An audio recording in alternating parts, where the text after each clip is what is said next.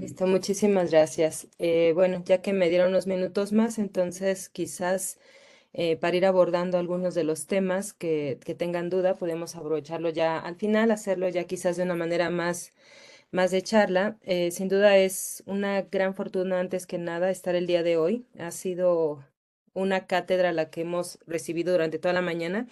Digo porque he estado conectada desde el inicio y la verdad son pocas las oportunidades que uno tiene el acceso a la síntesis, a entender cómo está conformada la parte del marco político en cuanto a la prevención o a la reducción del riesgo y hacia la toma de decisiones en situaciones de emergencia. Entonces, no es sencillo entablar una conversación para atender un problema y encontrar la solución correcta, pero también es bastante grato darse cuenta cómo funciona precisamente el Sistema Nacional de Protección Civil que tenemos en México, ¿no? Y también cómo nos percibimos, en qué situación estamos en el riesgo.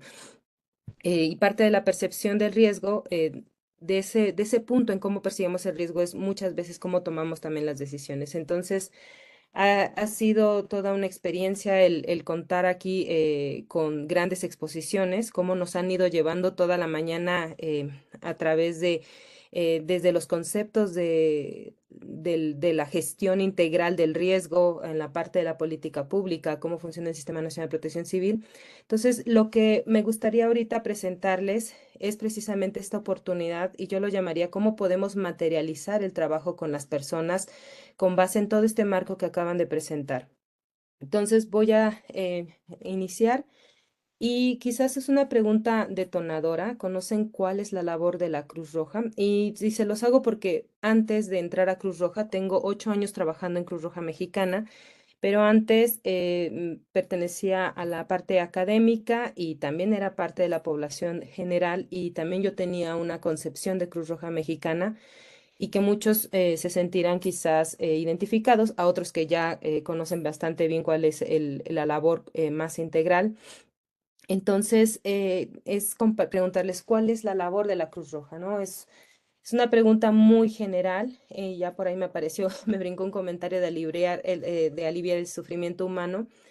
Y sí es nuestra parte de nuestra misión, ¿no? A nivel general, aliviar el sufrimiento humano. Pero ¿cuáles son estos mecanismos y cuál es nuestro papel en este trabajo que realizamos? Entonces, voy a retroceder un poquito en el tiempo. Ya el ingeniero Guevara muy felizmente retomó parte de lo que es la historia. También la maestra Garduño contó un poco más de lo que les voy a decir. No me voy a parar mucho, pero me da gusto que hayamos alineado sin ponernos de acuerdo el tema, ¿no? Y que lo hayamos enfocado porque realmente yo creo que muchos han escuchado esta frase de quien olvida su historia está condenada a repetirla.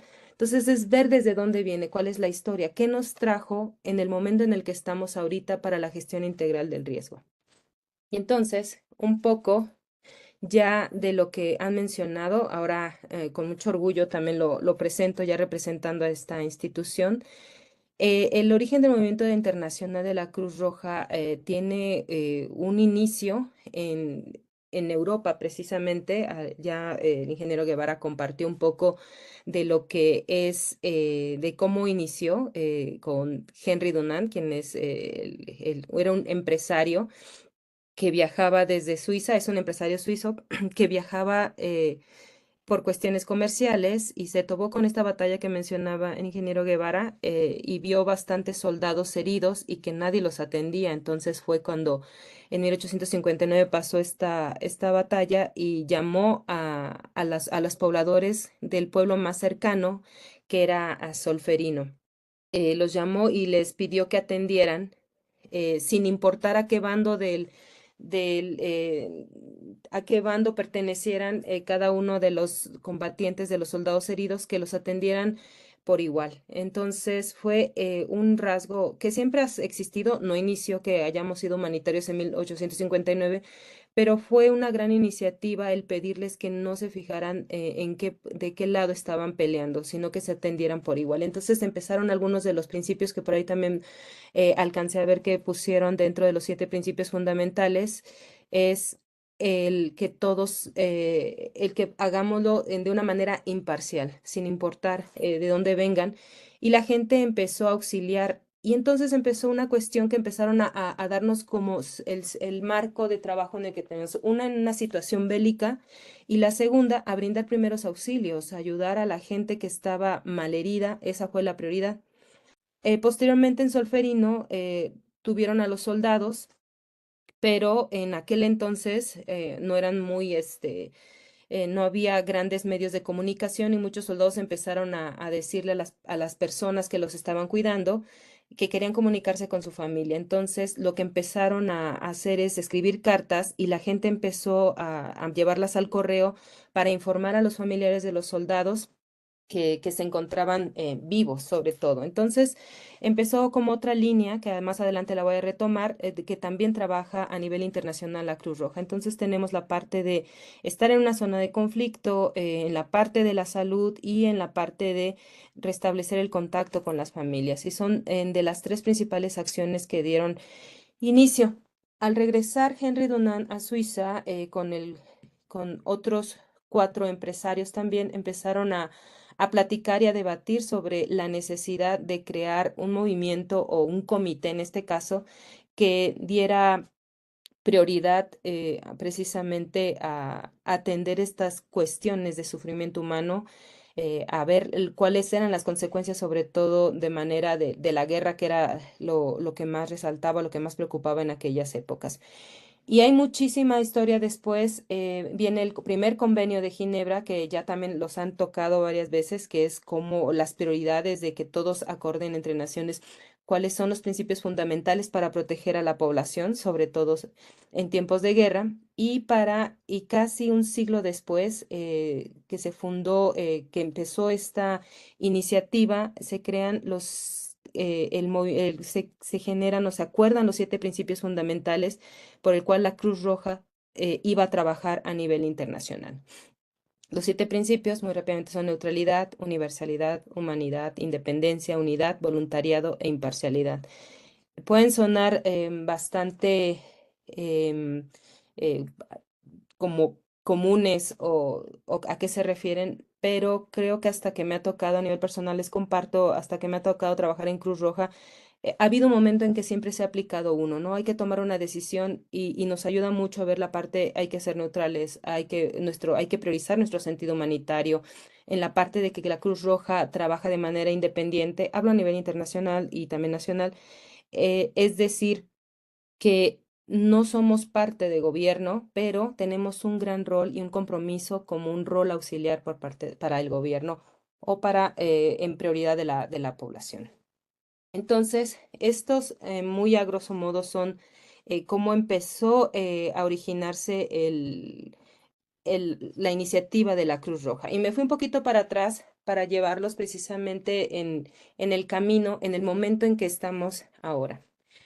Entonces, después de esta gran iniciativa que tuvieron en 1864, se crea entonces, empieza a ver que hay un comité, pero el comité necesitaba expandirse y tener más presencia y empezaron a ver que eran problemas de varios países que hubieran tenido esta necesidad de contar con estos mecanismos humanitarios o que pudieran estarse coordinando. Entonces se crea el movimiento como tal, el Movimiento Internacional de la Cruz Roja y de la Media Luna Roja. Puedo compartir por qué es Cruz Roja y Media Luna Roja muy brevemente. Cruz Roja es precisamente, y lo digo porque no es cada vez que llegamos a presentarnos, no somos una organización precisamente de gobierno, no somos una organización religiosa, y aunque la cruz lo asimila mucho, realmente la Cruz Roja y el fondo blanco es la bandera invertida de Suiza. Entonces, la bandera de Suiza es fondo rojo, cruz blanca. Lo que hicieron el comité en Suiza, en Ginebra, fueron nada más hacer opuesto los colores y así avanzó por un rato, pero había países de, sobre todo de origen musulmán, que no estaban cómodos o no estaban a gusto con usar la parte de una cruz porque sí les representaba o les daba otro significado, por lo tanto adoptaron la parte de la media luna. Entonces, si de repente ven algunas fotos de algún conflicto, sobre todo ahorita que se han vuelto más comunes las imágenes en la zona de Gaza, ven personas que traen su chaleco rojo y traen, en vez de una cruz, traen una luna, son parte también del movimiento. Allá posteriormente también salió otra vertiente de países que no tampoco están como en acuerdo en usar ni la cruz ni la media luna, entonces eventualmente usan lo que se llama el diamante, que es como un rombo, también se puede ser usado sobre todo en los países de origen judío. Bueno, ¿cuál era el objetivo de este movimiento? Es poder enmarcar todas las acciones de las Cruz Rojas de todo el mundo. Entonces se compone de tres partes el movimiento, que es el Comité Internacional, la Federación Internacional de la Cruz Roja y las sociedades nacionales. La Federación Internacional es la parte del secretariado que organiza a todas las sociedades nacionales, que son las Cruz Rojas de cada país, nos da un marco de trabajo y vigilan que estemos implementando los marcos estatutarios de que conforman el movimiento.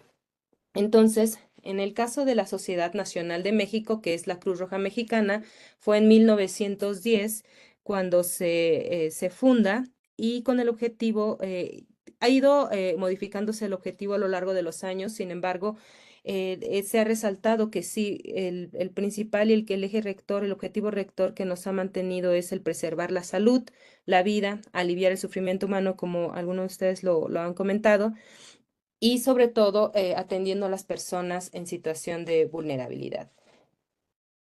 Es decir, que las personas que son afectadas por situaciones de emergencia y desastre. En la parte de emergencia, ustedes han sabido que Cruz Roja ha estado ya sea en emergencia por cuestiones sociales, por fenómenos naturales o por otras cuestiones de la dinámica cotidiana, es siempre que haya una población presente y que tenga necesidad de apoyo es donde entra el marco de trabajo de la Cruz Roja, sobre todo priorizando que las personas salven su vida o que tengan la parte de bienestar en cuanto a la salud.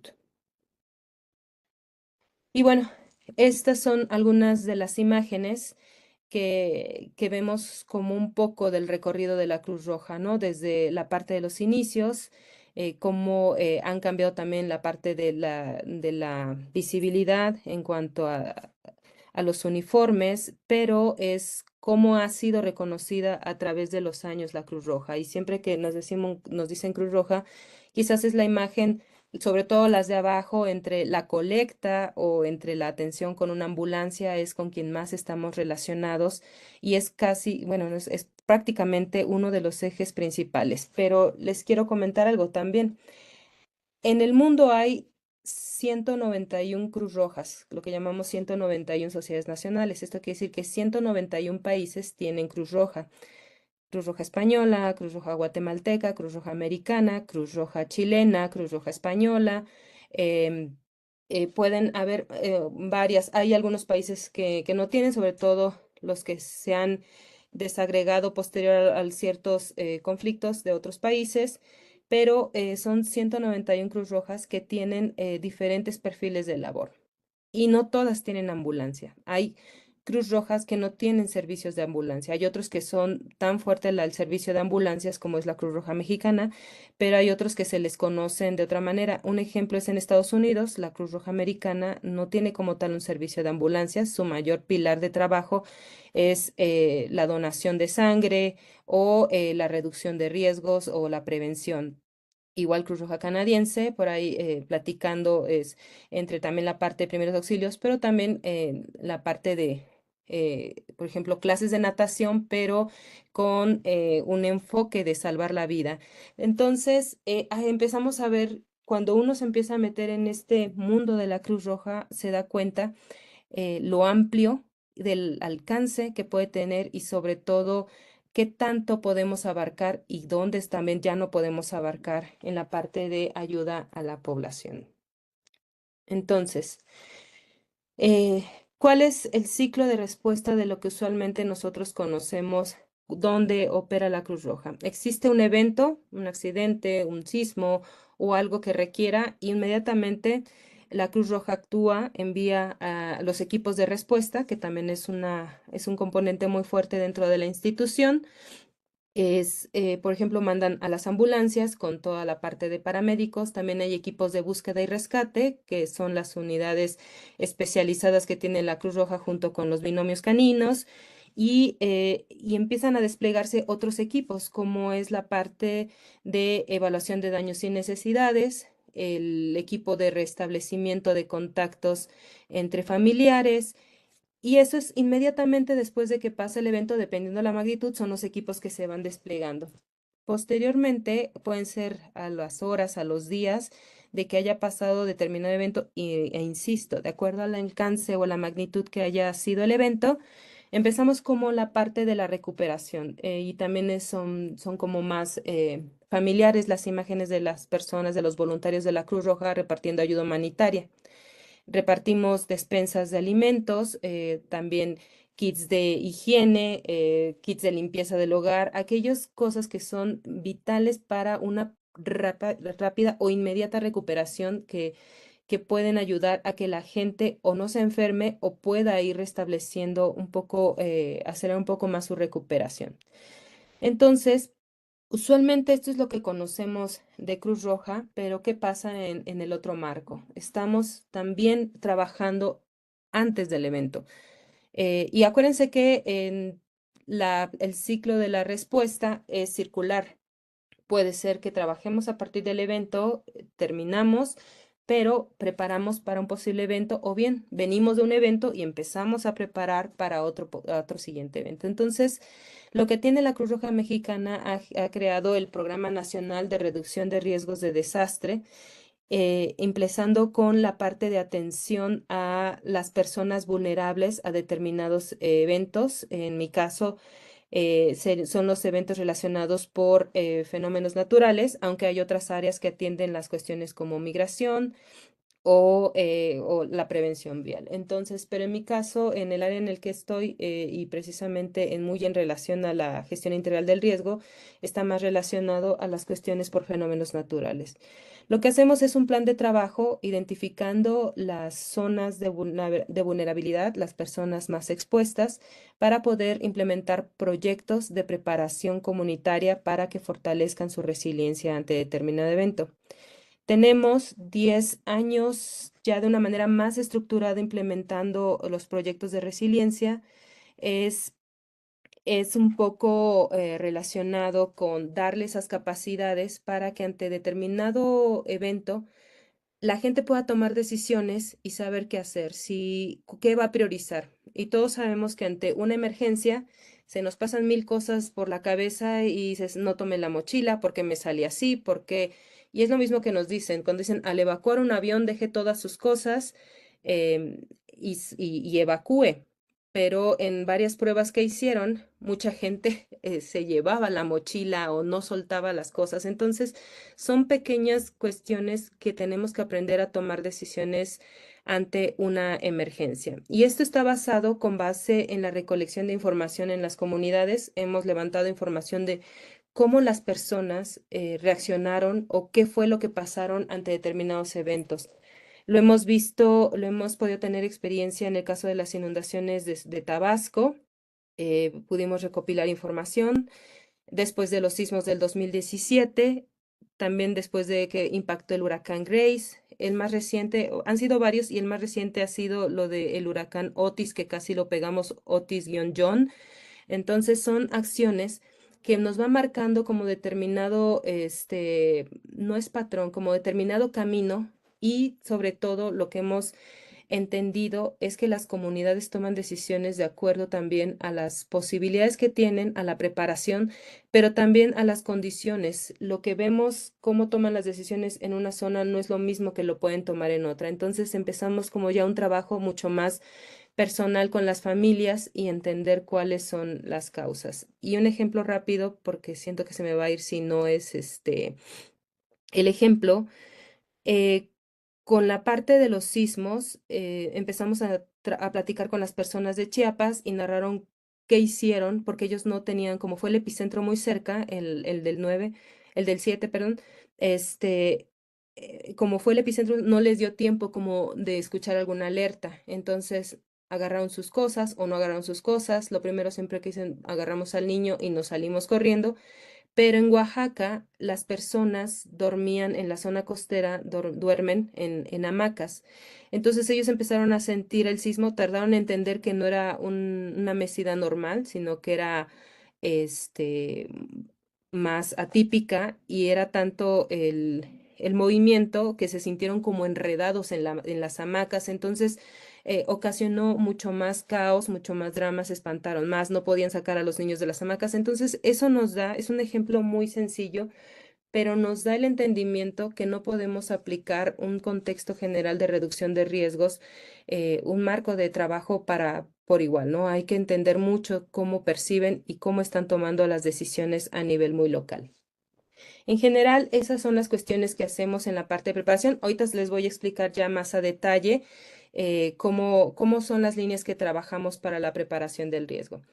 Y entonces también damos ahora, actualmente tenemos otra línea que se llama acción anticipatoria, que esta es una línea que estamos empezando a trabajar donde resaltamos la importancia de conocer ya el evento que vaya a ocurrir y tomar decisiones. Si sabemos la trayectoria de un huracán y conocemos que puede impactar por arriba del umbral que usualmente hemos visto y que puede afectar, que puede ocasionar afectaciones mayores, pero estos dependemos muchísimo para la acción anticipatoria del monitoreo de los eventos que se pueden, hay eventos que no se pueden monitorear, pero al menos veo que sí, y tomar acciones previas.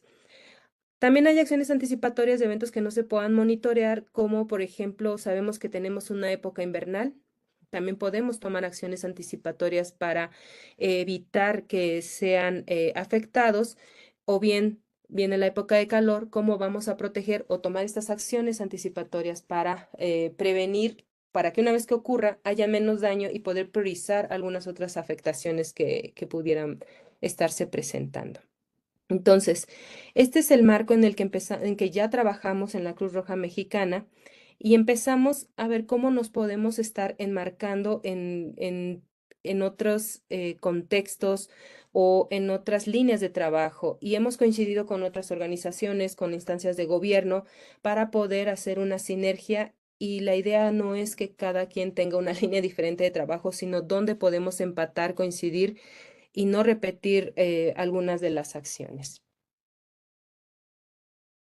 Entonces, aquí es donde me quiero detener un poco para compartirle con base en estas experiencias que les acabo de mencionar, cómo se refleja ahora a nivel internacional toda esta labor, ¿no? Entonces, hay hay líneas de trabajo como son desastres, clima y crisis, donde estamos enfocados en la parte de reducción de riesgos, en la parte de migración y desplazamiento y en la parte de asistencia humanitaria, ya sea con ayuda humanitaria. Hay unos países que le llaman la transferencia de efectivo o la entrega de suministros específicos.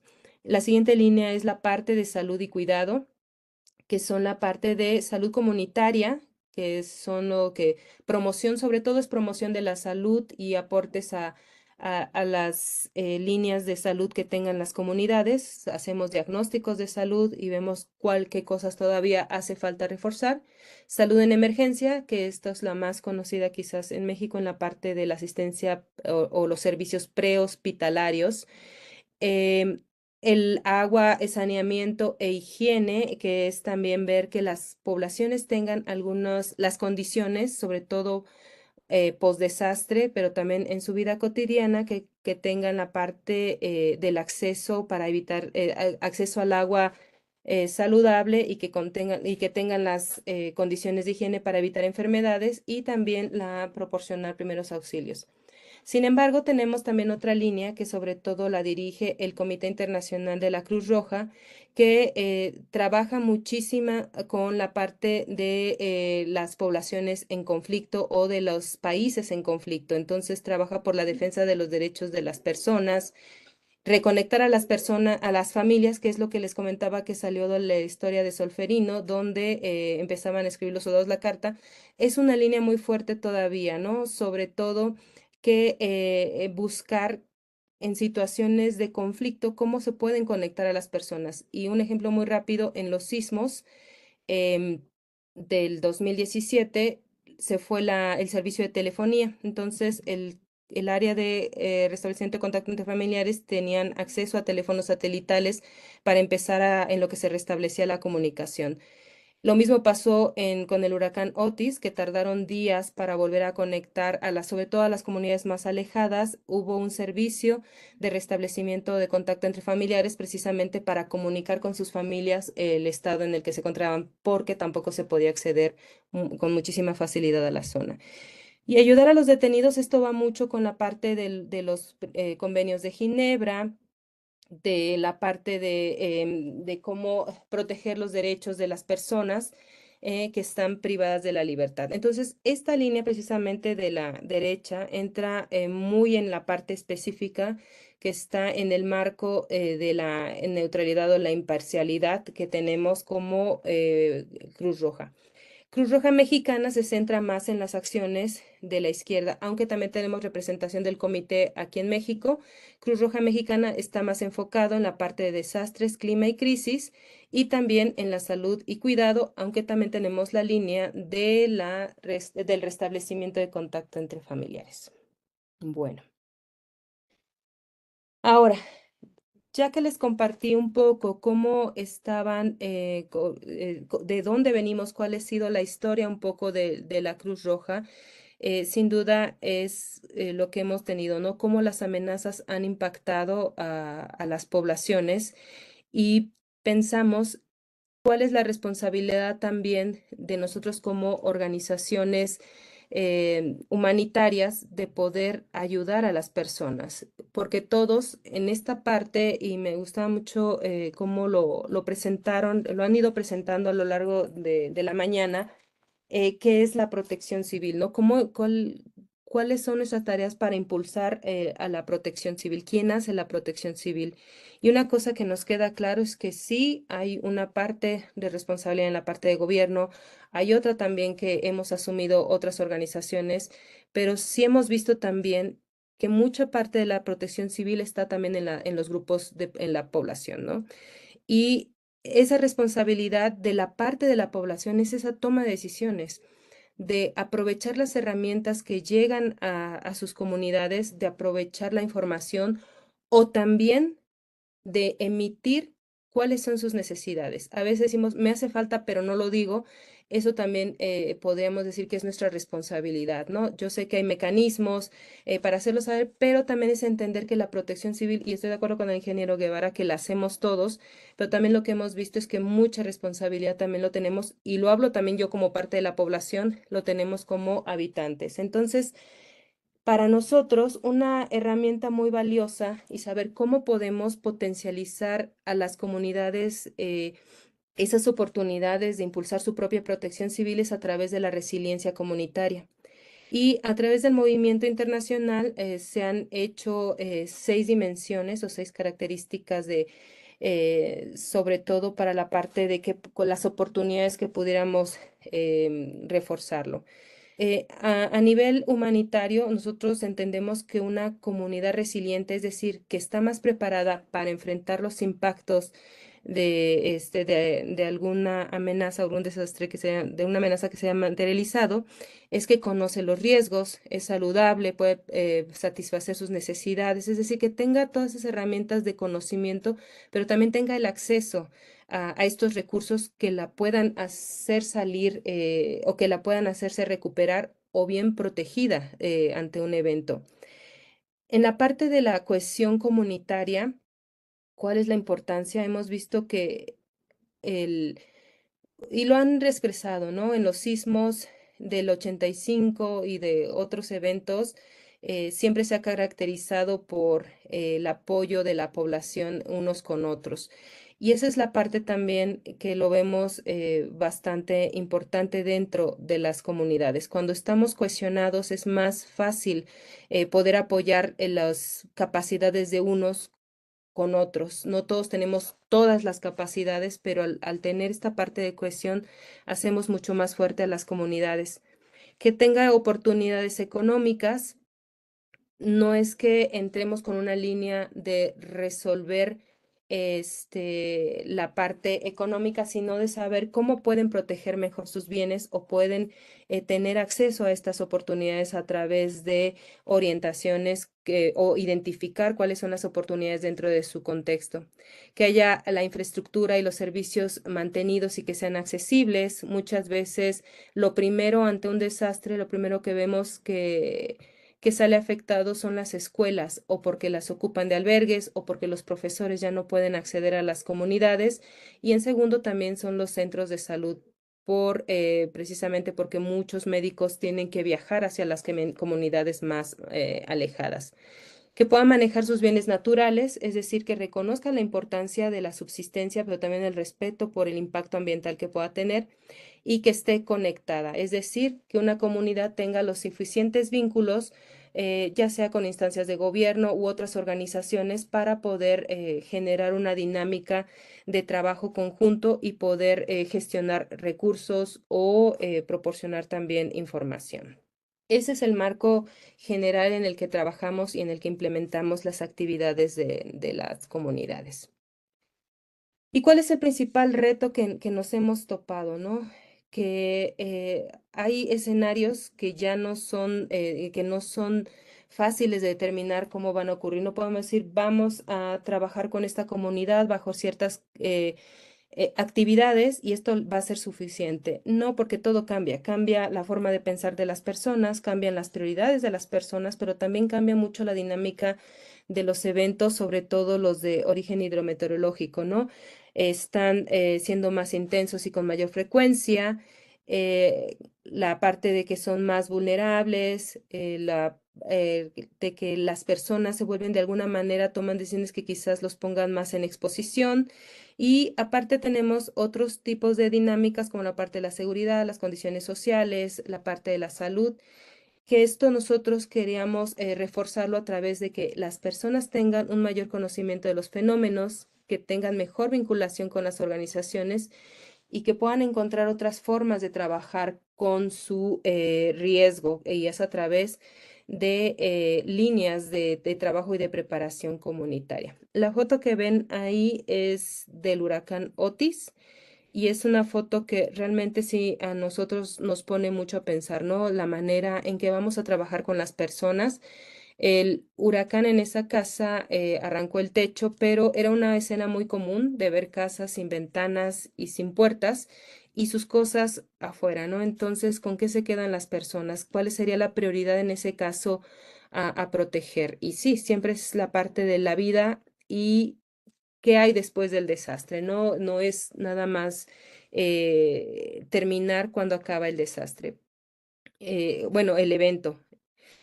Y lo vemos, repartimos ayuda humanitaria, los alimentos que usualmente les duran en una familia de 4 personas, una despensa está calculada para 14 días, entre 10 a 14 días, pero ¿qué pasa después de que se acaba, no? Es difícil a veces por el alcance que tenemos que regresemos hasta que se acaba su recuperación.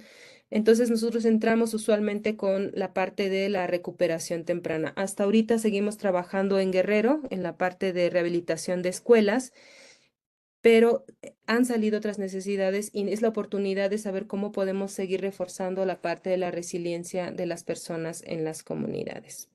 Y a partir de esto, nuestro objetivo también es aportar y orientar el conocimiento que tengan las personas, generar herramientas y metodologías de trabajo y una de ellas, ahorita bueno, más bien van a conocer las líneas de trabajo y con nuestras herramientas, tenemos que adaptar todo. No es lo mismo decir vamos a dar una capacitación para un grupo de jóvenes que para adultos, sobre todo por el tiempo. No vemos que tener a los adultos, a las personas que trabajan 2 horas, 3 horas sentados, específicamente a escuchar sobre planes familiares. Entonces tenemos que adaptarlo, hacerlo bastante dinámicos y trabajar con ellos y, por lo tanto, el objetivo es reducir el riesgo, ¿no? A través de estas acciones. Insisto, nuestro principal objetivo es que la gente tome las decisiones correctas en el momento de la emergencia y dos, que cuente con las herramientas para lograrlo o bien para acelerar su recuperación. Y este es el camino usualmente que estamos siguiendo. Es la parte del conocimiento, los preparamos para la residencia comunitaria, pensamos ahora que los eventos, sobre todo los relacionados con el clima, pueden ser más severos, cómo podemos estarlo enfocando o preparar a las personas pensando en escenarios diferentes. Y también aquí voy a hacer otra pausa por un testimonio que tuvimos en Guerrero, eh, que la primera alerta se dio y así estaba emitido el huracán cuando todavía era categoría 3. Protección Civil emitió la alerta que era categoría 3 y las comunidades lo escucharon. Ya habían tenido ese tipo de eventos de esa magnitud y dijeron, es un poco de agua y es un poco de viento, amarraron algunas cosas y se refugiaron.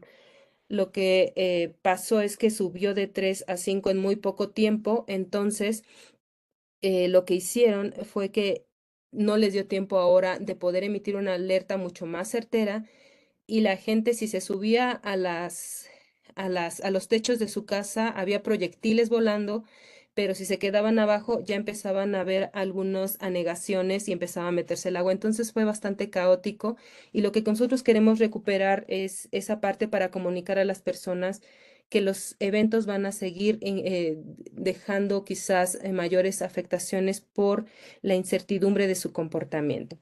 Y otro punto importante también es la incidencia y la vinculación, es decir, no dejar solo a las comunidades. Sabemos que tenemos proyectos y que no podemos estar siempre trabajando en las comunidades, pero también que ellos se sepan conectar, que sepan gestionar recursos, que sepan establecer o ampliar la vinculación que tengan. Igual lo hacemos nosotros, también ya lo mencionó la maestra Constanza hace rato sobre la red de implementadores, de la cual también somos parte, donde también es una gran oportunidad de vincularnos y establecer contacto con otras organizaciones que también nos estamos dedicando a los mismos objetivos.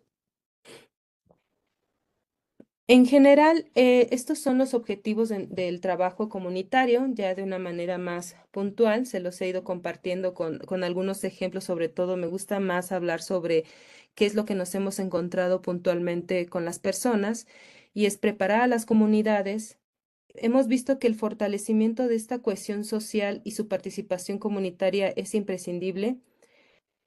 Nos ha tocado que algunas organizaciones nos han preguntado que cómo le hacemos para que la gente vaya a las capacitaciones, porque no lo han logrado. Creo que sí nos ha costado mucho trabajo, pero afortunadamente podemos tener la constancia. Tenemos equipos de terreno que preparan su material, llegan a la capacitación y una persona asiste, regresa la siguiente vez y ya van dos. Entonces, como que demostrando, nosotros hemos visto que demostrando a la comunidad que nosotros tenemos la constancia y vamos a cumplir nuestro programa de trabajo, la gente empieza también como a transmitirle esa parte, ¿no? Hay un dicho en la Cruz Roja a partir de la batalla de Solferino que se llama Seamos todos hermanos, a partir de ahí, y esa es la parte mucho del espíritu que traen muchos voluntarios de la Cruz Roja y también se lo llegan a transmitir a las personas, entonces ha sido bastante bueno. La gente que no tenía esa parte de cohesión social por sus conflictos internos, que no participaba, sí nos ha costado muchísimo más desarrollar algunas de las acciones, pero en su mayoría han sido casos exitosos y es mucha constancia, mucha paciencia y es hacerles entender que salen más ellos ganando con esta parte de la cuestión.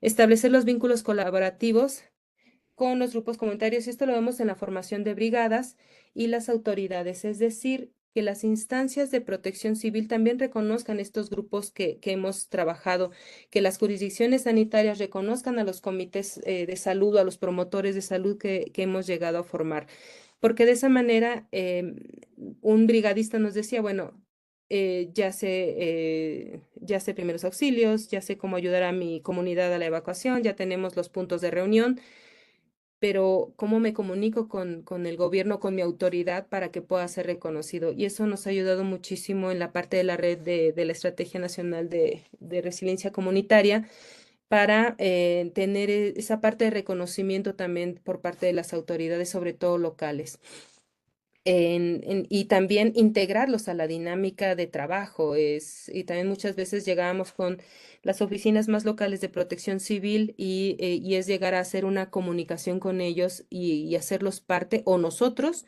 hacernos parte de su trabajo.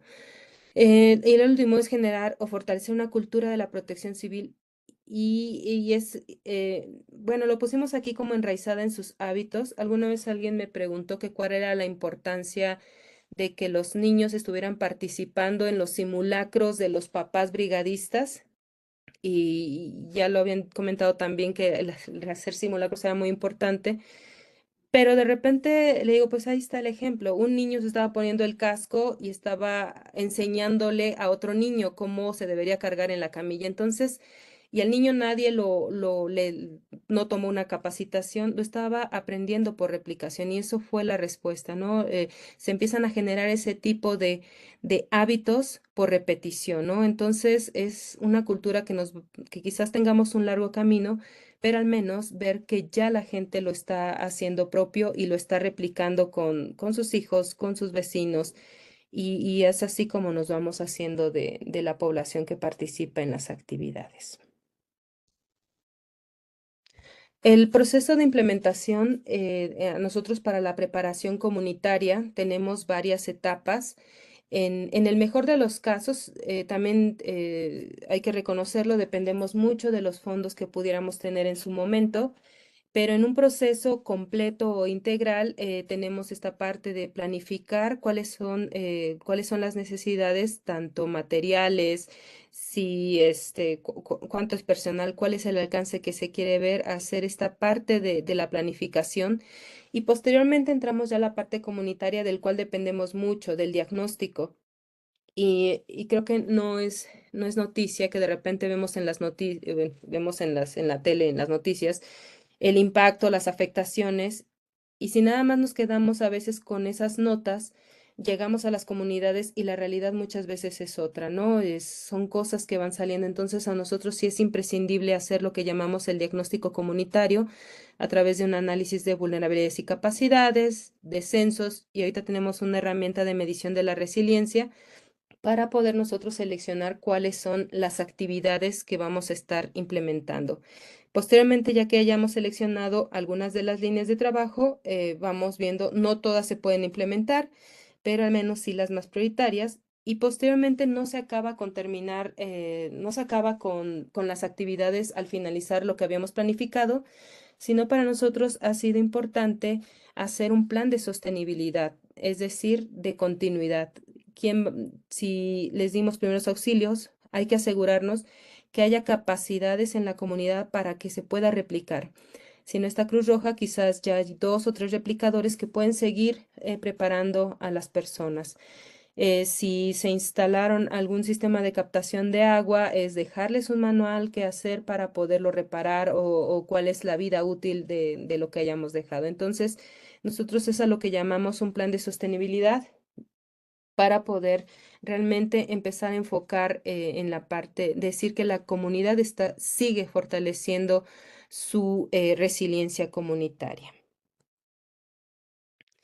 Entonces, ya en resumido de lo que les acabo de contar, así lo vemos como grandes maquinarias que una tiene que mover a la otra. Entendemos que sensibilizar a la comunidad, que lo que queremos hacer y sacar el diagnóstico. Aquí es importante que sí dependemos mucho de una comunicación directa con las personas.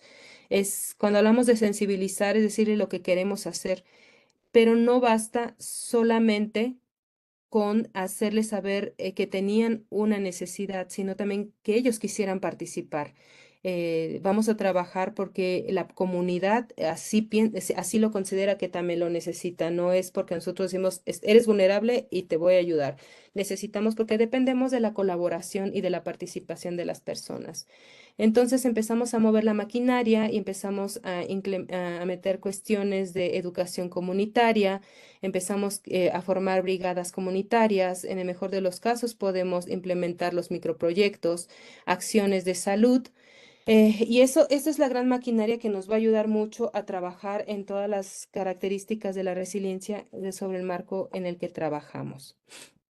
Entonces, voy a compartirles un poco sobre cada una de las líneas. Empezamos con la parte del diagnóstico comunitario. Tenemos una herramienta que se llama análisis de vulnerabilidades y capacidades, donde son herramientas participativas. Las personas trabajamos en grupos, trabajamos en asambleas, las personas empiezan a mapear. Creo que es una herramienta que no creo que les sea desconocido. Muchas organizaciones utilizan este tipo de herramientas, de que ellos mapean sus riesgos, pueden establecer sus prioridades de trabajo, el semáforo de los riesgos también, y ellos pueden visibilizar a través de un mapa dónde está su casa, por qué consideran que el río puede o no puede ser un riesgo. Y la gente lo empieza a expresar, ¿no? O quizás un voluntario en este caso va guiando el trabajo. Entonces, las personas pueden ir haciendo mucho más. Empezamos ahí la parte de la reflexión de los riesgos, ¿no? Empiezan ellos a platicar entre ellos, a veces discuten sobre qué puede o qué no puede ser prioritario, pero nos ayuda mucho a entablar la participación de las personas. Insisto, también hacemos censos comunitarios. Para nosotros es importante, yo creo que quienes hemos levantado datos en las comunidades sabemos que no es lo mismo una casa que una familia. En una casa, en un hogar podemos encontrar hasta 3 familias y cada familia puede tomar decisiones diferentes, entonces sí es necesario reforzarlo. Son muy importante la parte de las bases de datos del INEGI, pero de un año a otro ya a veces en una casa se volvieron ya hay otra familia o una familia menos, etcétera. Entonces, sí hacemos algunos censos comunitarios y también poder caracterizar a la población. En esta población hay muchísimo adulto mayor que necesitan aparatos de movilidad o hay muchas personas con diabetes o hipertensión. Entonces nos ayuda mucho a marcar qué tipo de población vamos a estar atendiendo y cuáles también son las oportunidades de su participación. La siguiente línea es la parte de la educación comunitaria, que son sobre todo acciones lúdicas. Alguna vez nos dijeron que nos las pasábamos jugando con las personas, pero realmente son dinámicas didácticas donde la gente materializa con ejemplos, con materiales, las amenazas. La foto, por ejemplo, que toca ahí se llama Jinetes del Movimiento, que pueden simular un riesgo y son materiales muy locales que ellos pueden estar haciendo tangible. Entonces, esto sobre todo la educación nos ayuda mucho a orientar a la población el origen de los desastres, ¿no? Y quizás de alguna manera mitigar la mala información que circula. Por ejemplo, va a pasar un sismo a las 3 de la tarde, entonces ayuda a mitigar un poco la desinformación, pero también, evidentemente, el objetivo es orientarlas a que puedan priorizar y tomar sus decisiones ante una emergencia. Esto lo trabajamos en grupos comunitarios, a la población abierta a través de ferias o en escuelas. en grupos específicos y también con determinados grupos de la comunidad. La siguiente línea es la parte de las brigadas comunitarias, que formamos grupos voluntarios de las comunidades para que puedan aportar en la respuesta ante una emergencia. Es una respuesta básica, el objetivo es acortar los tiempos de respuesta y mitigar quizás los recursos que puedan estar usando las instancias de protección civil, que puedan tener una respuesta inmediata en las comunidades en lo que llegan ya los cuerpos especializados. Entonces, dentro de las brigadas comunitarias, sí es en la parte de los sistemas, que identifiquen los sistemas de alerta temprana, que aprendan a evacuar, la línea de primeros auxilios, en la parte de atención a pacientes heridos de alguna amenaza o incluso algunos accidentes más locales, dependiendo de lo que vaya identificando el equipo, y también en la parte de la comunicación. En esta parte de brigadas,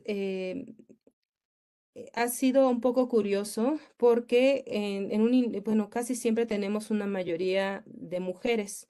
Esto es porque al hacer la convocatoria y cuando es baja la participación comunitaria en las zonas de trabajo, usualmente vamos a dar primeros auxilios, y cuando empezamos a dar primeros auxilios, casi siempre en las familias tradicionales, dice es una cuestión de salud, mandan a la mujer a tomar los primeros auxilios.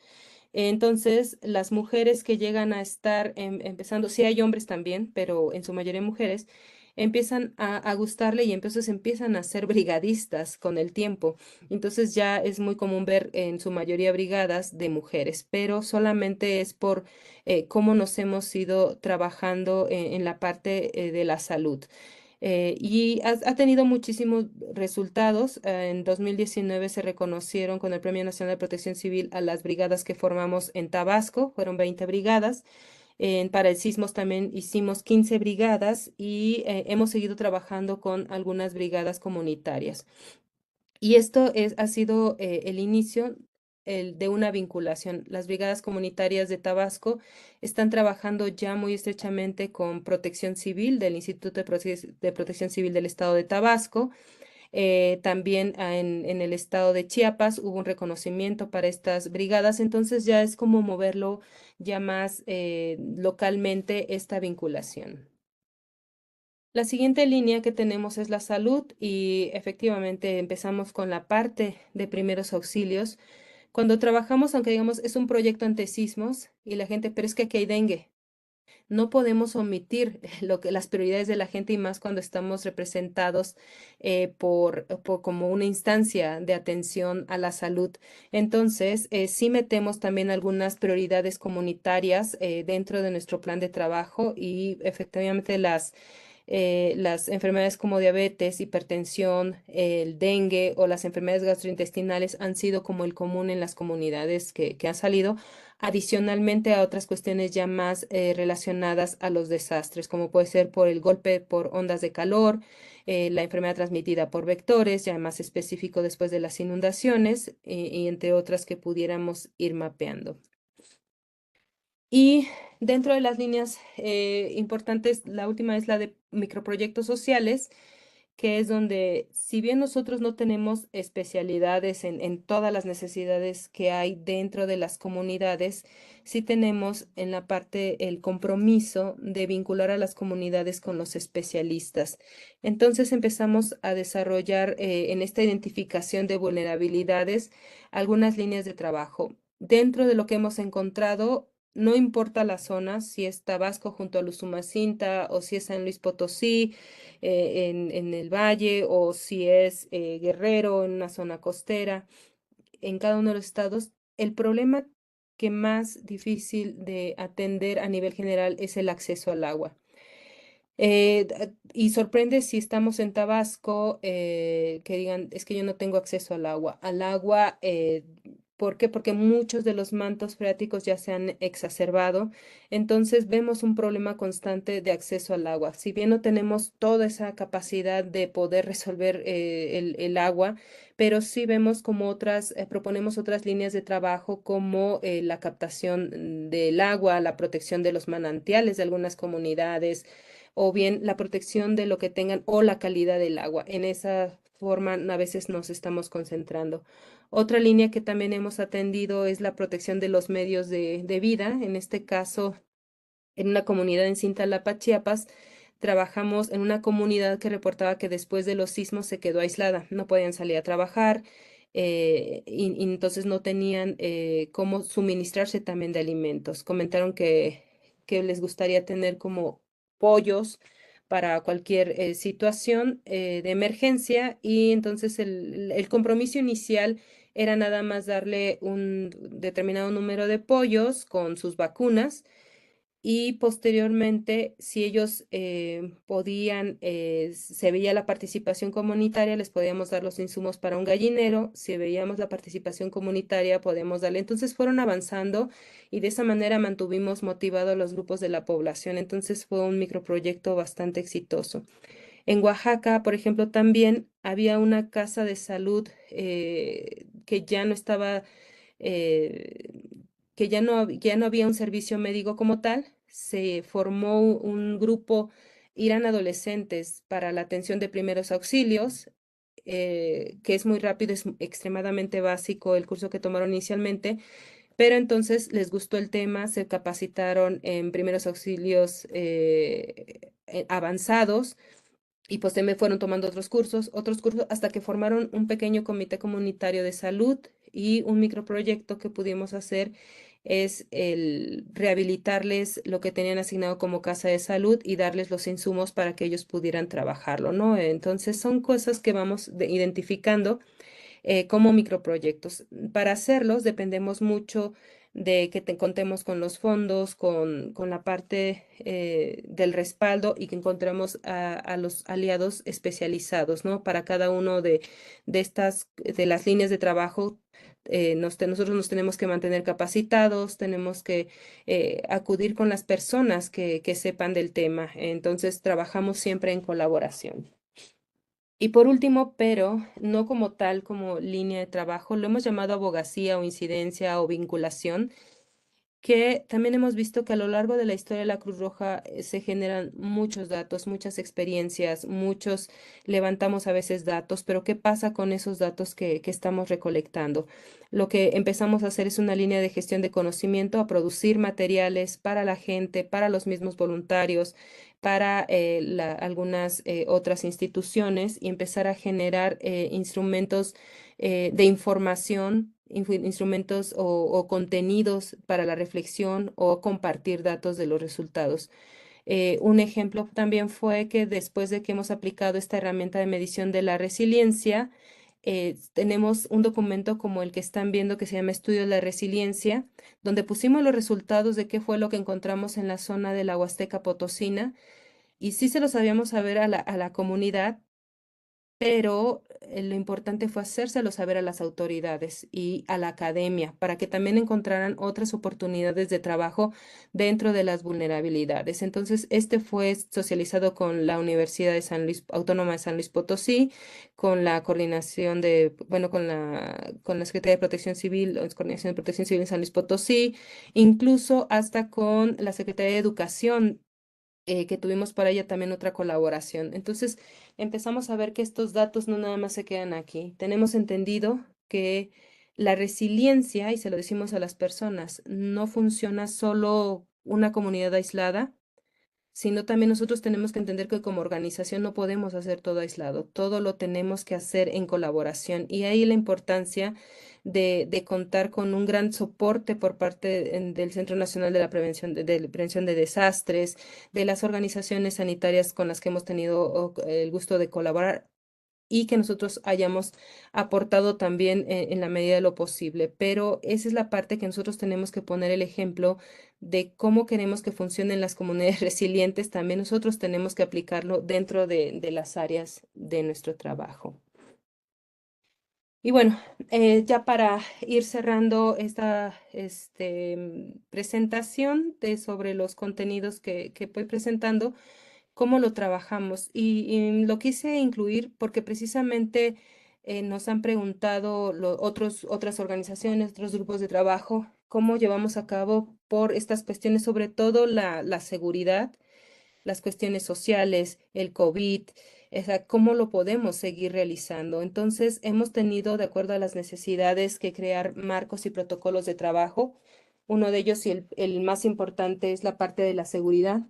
Y tenemos marcos que se llaman acceso más seguro. Tenemos protocolos de trabajo que nos permiten hacer un análisis de contexto y sobre todo nuestra prioridad, uno, es protegernos y proteger al voluntario que va a comunidad.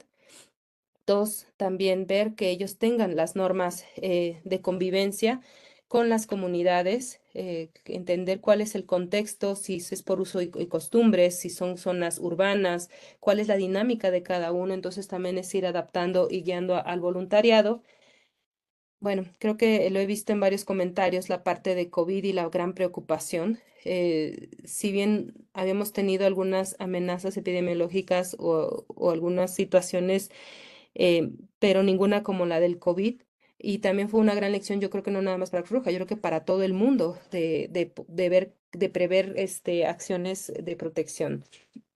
Em, y también incluyendo la parte del impacto al medio ambiente, es ver cómo podemos trabajar sin estar dejando al lado esa parte. Somos una organización humanitaria, pero también hay que ver qué huella ecológica pudiéramos estar dejando dentro de las comunidades o qué podemos aportar para que las comunidades no empiecen, no sigan aportando. Y un ejemplo también que nos quedó claro de esto fue estábamos haciendo un estudio en una comunidad, había un río y había una pregunta dentro de lo que estábamos haciendo, decía, ¿qué haces con la basura? Ah, pasa el camión de la basura, cada cuánto pasa. Nosotros preguntando por los servicios que tenían acceso, dice, no, la tiramos al río o la tiramos aquí en la barranca, llega el río y nos limpia la comunidad. Entonces, es esa parte de que pues, no podemos, oye, está mala en el momento, pero sí crear al menos una línea de reflexión y de trabajo conjunto, ¿no? Aunque no sea quizás la prioridad, sí es buscar esas oportunidades de impactar menos al ambiente. Y también tenemos la línea de género e inclusión, sobre todo, eh, eh, sí, cuando muchos hablan de género piensan en mujeres, a nosotros nos gusta pensar hombres, mujeres o en la parte en cómo se están definiendo, porque es la manera en que nosotros nos podemos comunicar mejor con las personas, es ver cómo se sienten incluidos. Por ejemplo, las brigadas o los grupos o los comités de salud están integrados por gente de diversas características. Son gente de la tercera edad, son gente muy jóvenes en un mismo grupo, son gente que tienen alguna limitación motriz, soy gente que tienen alguna limitación visual, pero encontramos un lugar siempre, ¿no? Y quizás ellos han encontrado también un lugar para poder seguir desarrollándose y aplicando sus aportaciones o sus conocimientos, pero de otra manera. Y una última que también hemos aprendido que es de suma importancia, integrar los marcos de la rendición de cuentas. En la parte de la rendición de cuentas, lo primero que viene, no, pues, ¿cómo estás declarando el dinero, las donaciones? Eso es muy importante, eso lo hacemos, pero también la parte de la rendición de cuentas a la comunidad. Es decirles saber, es hacerles saber qué estamos haciendo ahí, por qué, pero también compartirles los resultados, cuál es el avance, hicimos un cambio o no hicimos un cambio, en qué aportó la comunidad. Entonces hemos visto que también contar con su opinión y su retroalimentación ha sido muy, muy importante para mantener el trabajo comunitario. A diferencia de otros servicios más efímeros que tiene la Cruz Roja, como la prestación de un servicio en una ambulancia o la entrega de una ayuda humanitaria, el trabajo comunitario es más permanente. Es estar yendo todos los días, las personas se saben el nombre del voluntario, los voluntarios se saben el nombre de las personas, empieza a ser una dinámica y a veces empieza hasta a cotidianizar tanto que es importante no perder el objetivo de lo que nos lleva ahí, ¿no? Entonces, este marco nos ayuda mucho a mantener un trabajo un poco más diferente con las comunidades. El trabajo comunitario a veces nos lleva semanas, meses, o como es el proyecto que hemos también tenido, que ya son años trabajando en determinadas zonas. Me parece que esta es la última. Entonces, Muchísimas gracias. Gracias a todos.